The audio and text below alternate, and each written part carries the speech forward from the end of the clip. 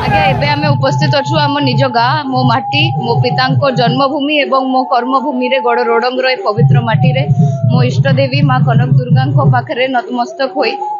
आशीर्वाद भिक्षा करी एबे आमे घर बाहरीचु गोटे शोभा यात्रा करी नामांकन दाखिल करने को जाऊचु। केवल गोटे ही भावना अच्छी केवल गोटे ही उद्देश्य अच्छी ये लड़ई हूँ ब्रह्मगिरी माटीर स्वाभिमान लड़ई ये लड़ई हूँ माँ मानकर लड़ई हूँ युवक मानकर ये लड़ई हूँ से दुखी रंगी खटिकिया जो मैंने एत वर्ष धरी अवहेलित अच्छा